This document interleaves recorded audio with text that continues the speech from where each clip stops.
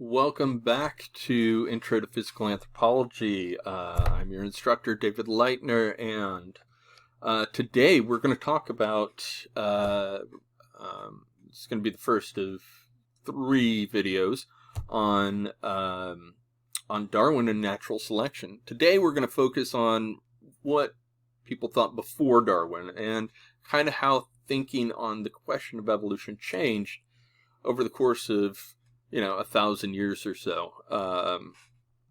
So sit back, relax, and we're going for a ride. If I can get this to work. There we go. Okay. I'm not going to read this whole definition here, but if you do read it, what you'll see is that evolution itself as a word simply means change over time. Now, we use it in the context of biology. What we're talking about is how biological organisms change from one species to another over time. How do new species arise? And this is important because Darwin didn't invent evolution. He didn't discover evolution. Okay? In fact, other people, including his own grandfather, had speculated on explanations for biological change over time. Although Linnaeus was not necessarily thinking in terms of evolution, he was creationist. But even within his system of binomial nomenclature and the way he organized his taxonomic system, you can look and see that there's actually even some evidence there of evolution. You can see that some things are related to other things simply by the way he grouped them. What Darwin did do, he didn't invent or discover evolution, but what he did do was develop a theory that is an explanation for evolution. Biological change. So an explanation for biological change. And he called that theory natural selection.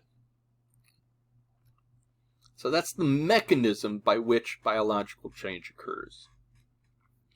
Now, if we go back, if we want to understand thinking about evolution before Darwin, we have to actually go back to ancient Greece and Aristotle.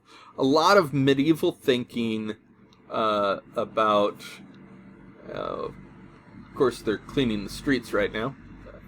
Never mind that. A lot of thinking in the Middle Ages was sort of based on the writings of the ancient world, particularly scholars like Aristotle. Now, Aristotle was very brilliant in a number of ways, but his notions about biology were a little off the mark, let's say. He saw the universe as composed of unique, immutable essences, things that could not be changed about things. You could break things down into these immutable forms. And to him, species were one of these forms. They had to be fixed in place. You could not change between forms. Now, perhaps a cat-like thing can become another cat-like thing, but they're still essentially cat-like things. That's his sort of thinking, and at least how it became interpreted later on in Middle Age and Renaissance Europe and later. But he thought that life was organized along a ladder, and of course humans are at the top of that ladder, and things are less and less developed as you go down that ladder. This also implied your place on that ladder cannot change. By the Middle Ages, and from the Middle Ages until about the 19th century, Europeans had this view of life, by and large, that the species are fixed in place. God made them. God is perfect. And so he got it right. the first time, there's no need for them to change. And that great chain of being gives us more than, you can hear an image of it here. You can, there we go. You can see, you can see God up at the top there. And just below him are the angels and archangels. Well, the archangels surround him, and then the lesser forms of angels, and then man, and then the beasts of the air, and the beasts of the sea, and the beasts of the land, and finally the plants. And when you get to the very, very bottom, you've got Lucifer down here in hell, torturing souls. So there's a hidden morality, not so hidden, in this image of life, this model for how life is. It's hierarchical. Some things are more perfect, and the further up you go, the closer you get to God, the more perfect you are, because God is perfection. The further down you go, the closer to the devil you are, and the more impure you become, because you're closer to the devil, who is imperfection and corruption. This, of course, is talking about physical perfection, but it's also, in a way, talking about moral perfection as well. And for Europeans at this time, there was this notion that the Great Chain also extended within humanity as well. So some people were higher up on the chain than others. So if God is perfect, and perfection is an unchanging state, imperfection then is chaotic, and change, and that means change is morally corrupt. So to claim that God's creation changes is to claim that God didn't do it, that it's imperfect.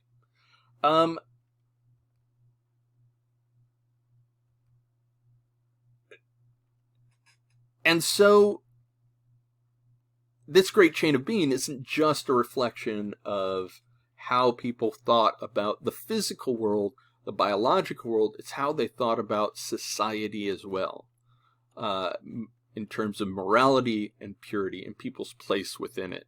And because your place is fixed, the nobility are rightfully at the top of society, and the peasantry are rightfully at the bottom. They cannot move.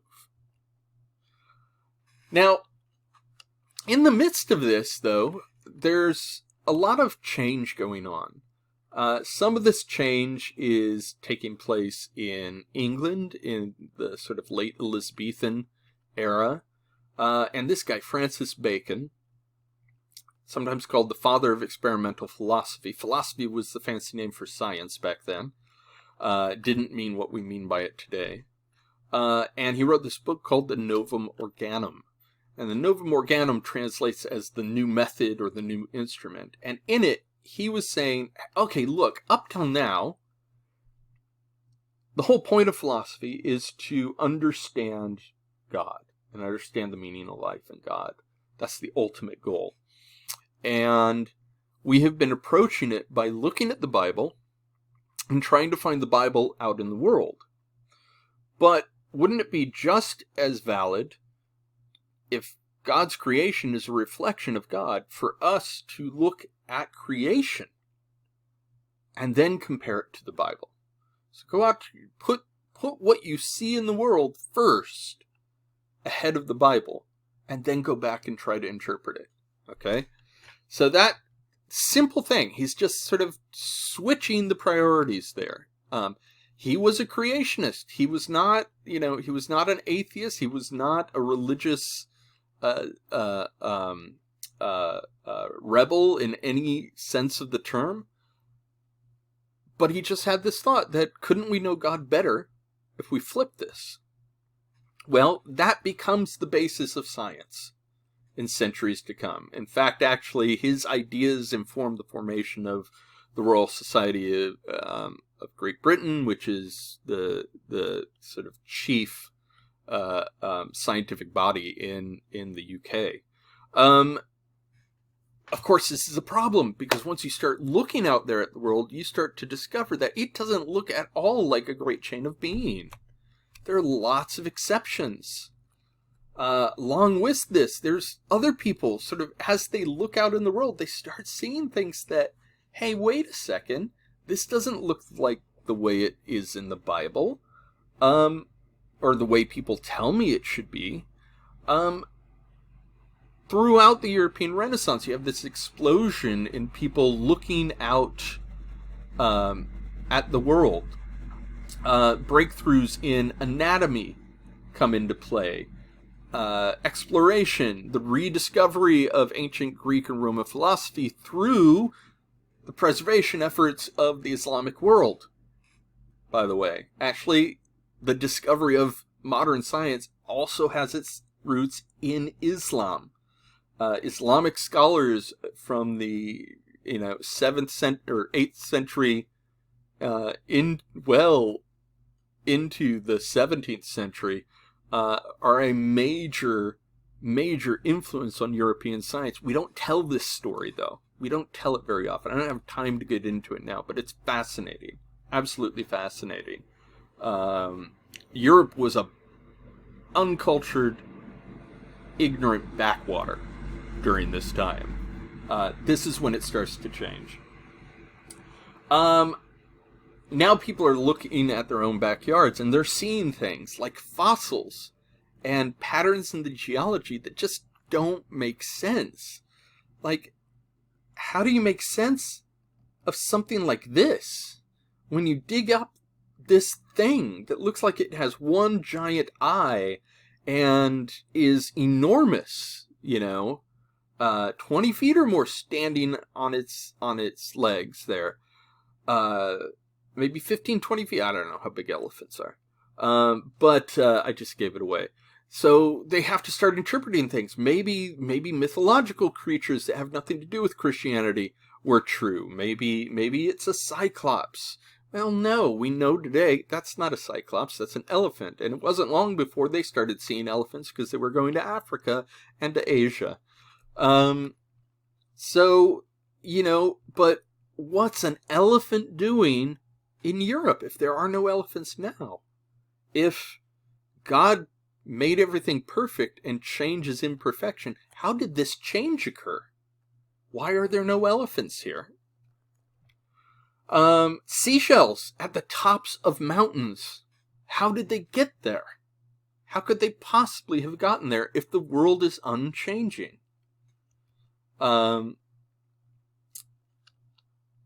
There are efforts to catalog and organize what is known about life. Carolus Linnaeus developed a system for organizing and comparing life based on shared features that introduced the concept of binomial nomenclature, which we still use today. Homo sapiens is two names. Binomial, right? Two names. You have a name for the genus, Homo, and a name for the species. The name genus applies to more creatures than the name species does. Okay, so there's a hierarchy in there. So they start doing that, and as I said before, that hierarchy means that you're looking at shared characteristics, and this is a fundamental part of what will eventually become natural selection. I'm not going to go too deeply into this, but here's the section on of Linnaeus's taxonomy that includes humans. Here you see, even back then, he had already coined the term Homo, and sapiens had not sort of quite made it in yet.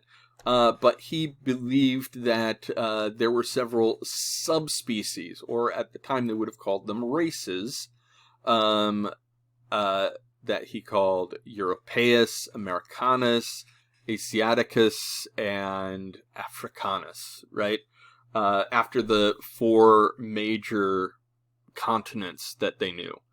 That people were. Others came up with more fantastical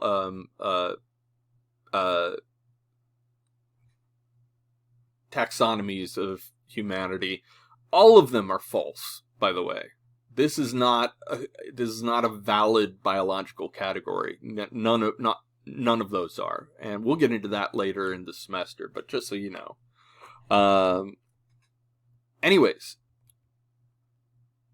okay. So lots of evidence is coming up that is contradicting what the church has been saying about how the world came to be and how what is the order of the universe.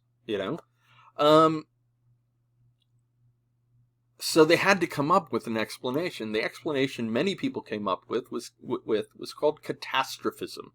In catastrophism, the idea is that God didn't make the earth just once. He had several drafts before he settled on this one.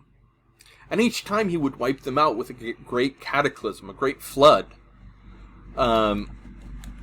Oh, I'm getting so tired of that street cleaner. Sorry.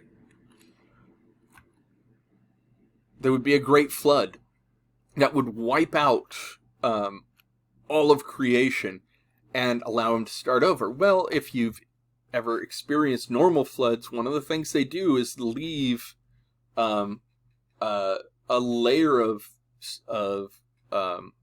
sediment and debris in their wake. That explained the presence of fossils, especially of fossils of things that no longer exist in those places, but might exist elsewhere. It also explained why rocks were layered the way they were.